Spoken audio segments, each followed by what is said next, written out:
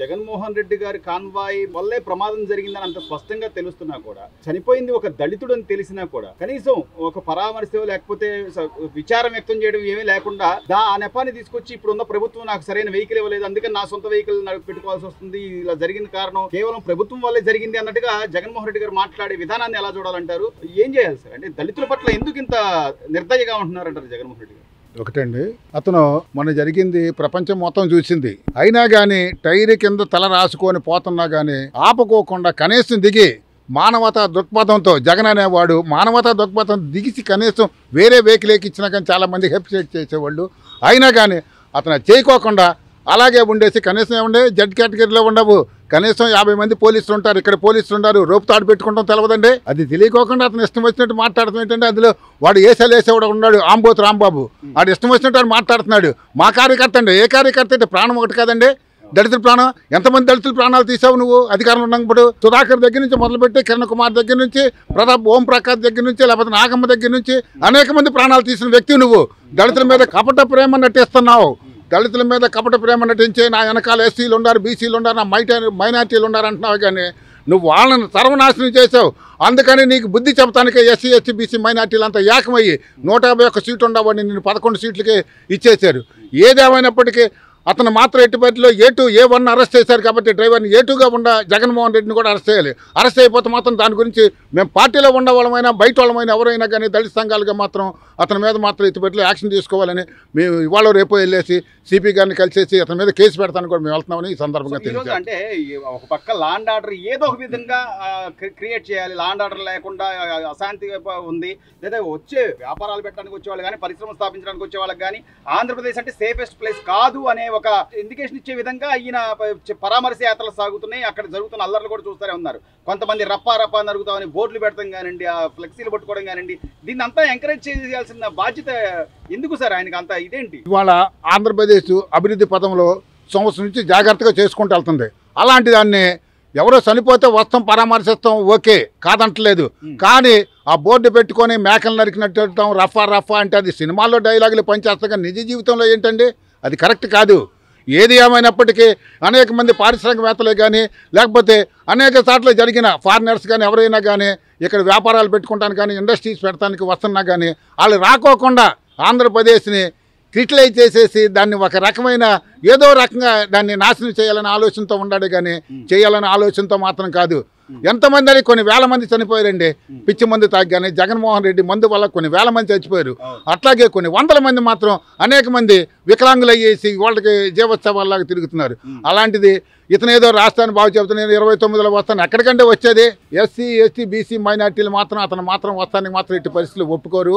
అతను మాత్రం ఎమ్మటే తక్షణం జైలుకి పంపించాలి, అతని మీద ఎంక్వైరీ చేయాలి, జైలుకి పంపించాలి, కఠినంగా శిక్షించాలని ఈ సందర్భంగా కోరుతున్నాను. అంటే ఈరోజు రాష్ట్రంలో జరుగుతున్న పరిస్థితులు కానీ పరిణామాలు కానీ ఒకవైపేమో ప్రభుత్వం ఏర్పడిన తర్వాత పథకాలకు సంబంధించి ప్రజలకు న్యాయం చేయాలనే ఉద్దేశంలో ముఖ్యమంత్రి గారు కానీ డిప్యూటీ సీఎం కానీ అందరూ ఇదివైపు ఆలోచిస్తుంటే జగన్మోహన్ రెడ్డి గారు మాత్రం కేవలం పరామర్శ పేరుతో ఏదో ఒక విధంగా లా అండ్ ఆర్డర్ని ఇష్యూ క్రియేట్ చేయాలని చూస్తున్నారు. వాళ్ళ కార్యకర్తలు సైతం అలాగే ఉన్నారు. సో మొన్న జరిగిన ఎపిసోడ్ ఎలా చూడాలి మేడం? అంటే అసలు మనం గమనించినట్టయితే ఇప్పుడు మాజీ సీఎం జగన్మోహన్ రెడ్డి గారి చరిత్ర చూస్తే నేర చరిత్ర మన అందరికీ తెలుసు.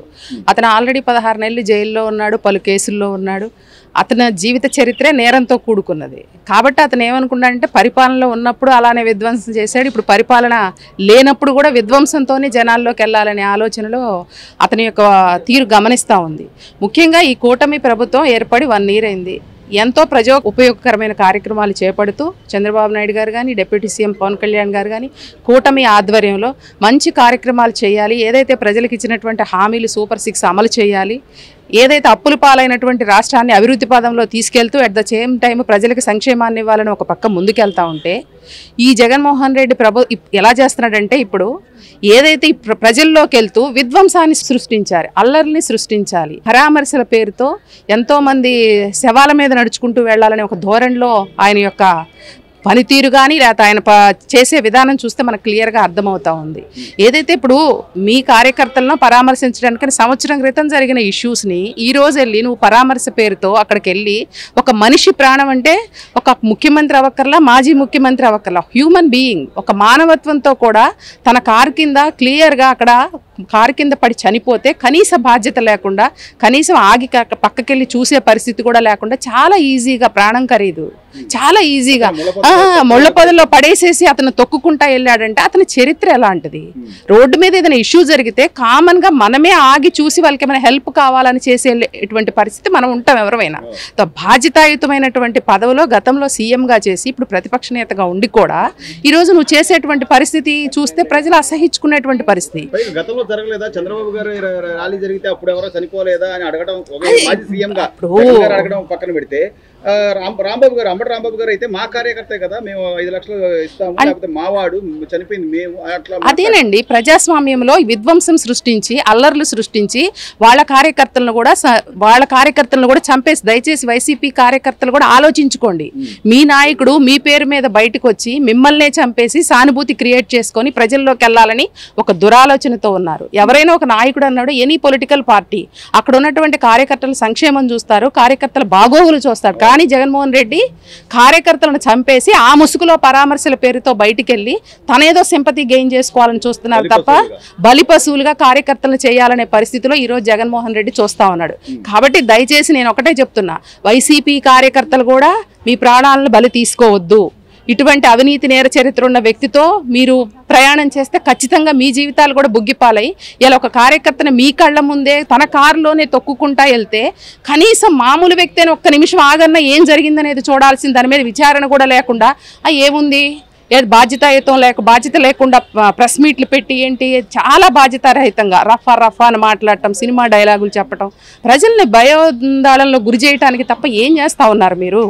మీ పట్ల ప్రజలకి క్రెడిబిలిటీ ఉంటుందండి? నువ్వు ఒక ప్రతిపక్ష నేతగా ప్రజల్లోకి వచ్చినప్పుడు నీ భాష కానీ, నీ మాట కానీ, నీ ప్రవర్తన కానీ ఏ విధంగా ఉండాలి? చివరిగా సునీత గారు, అంటే ఒక పక్క మద్యం కుంభకోణంకి సంబంధించి సిట్ దర్యాప్తు జరుగుతుంది, ఇంకోవైపు సొంత చెల్లెలు కూడా చెప్తుంది ఆమె కుటుంబం సభ్యులందరి ఫోన్లు ట్యాపింగ్ చేయడం కానీ, గతంలో ఉన్న ప్రతిపక్ష నేతగా ఉన్న చంద్రబాబు గారు కానీ, లోకేష్ వీళ్ళందరికీ కూడా ఫోన్ ట్యాపింగ్ అయిందన్న కేసులు జరుగుతున్న పరిణామంలో కేవలం డైవర్ట్ చేయడం కోసమే ఈ లాండ్ ఆర్డర్ ఇష్యూస్ క్రియేట్ చేస్తున్నారు అనుకోవచ్చు అంటారా? 100% అండి. ఇప్పుడు అతను క్లియర్ కట్గా తన సొంత చెల్లె వచ్చి ప్రెస్ మీట్ పెట్టి కూడా చెప్పడం జరిగింది. దీనికి జగన్మోహన్ రెడ్డి గారే కారణం. వైవి సుబ్బారెడ్డి గారు కానీ జగన్మోహన్ రెడ్డి నాకు ఆన్సర్ చెయ్యాలి, నా ఫోన్ ట్యాపింగ్ జరిగింది అని. ఏదైతే తెలంగాణ ప్రభుత్వంలో అది నాకు సంబంధం లేదు, అక్కడ ఎవరు చేశారో అని చెప్పి మన ప్రెస్ మీట్లో కూడా ఆయన చాలా బాధ్యత లేకుండా మాట్లాడినటువంటి పరిస్థితి చూసాం. ఇవన్నీ ఏదైతే మద్యం కుంభకోణంలో వేలాదిగా కోట్లాది రూపాయలు ఏ విధంగా జరిగిందనేది ప్రజలందరికీ తెలుసు.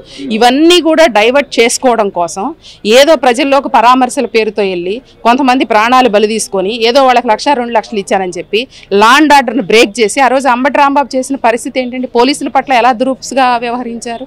బాధ్యత మాజీ మంత్రి పదవిలో ఉండి అతను ఏ విధంగా బారికేడ్లు ఎత్తే ఏం ఇండికేషన్ చేస్తున్నారు అంటే మీరేంటి దందాగిరి చేయాలనుకుంటున్నారా, గుండాయిజం చేయాలనుకుంటున్నారా? ఒక్కటేనండి, ప్రజాస్వామ్యబద్ధంగా కూటమి ప్రభుత్వం తప్పనిసరిగా ప్రజలకి ఎటువంటి అన్యాయం జరగకుండా లాండ్ ఆర్డర్ను కాపాడటంలో ముందుంటుంది. అందులో ఎవరైనా జగన్మోహన్ రెడ్డి అయినా, రాంబాబు అయినా, లేకపోతే ఎవడైనా సరే తప్పకుండా దానికి బాధ్యత వహిస్తారు. చట్టపరంగా అన్ని చర్యలు కూడా తీసుకుంటారు. Please subscribe to Leo news for more videos.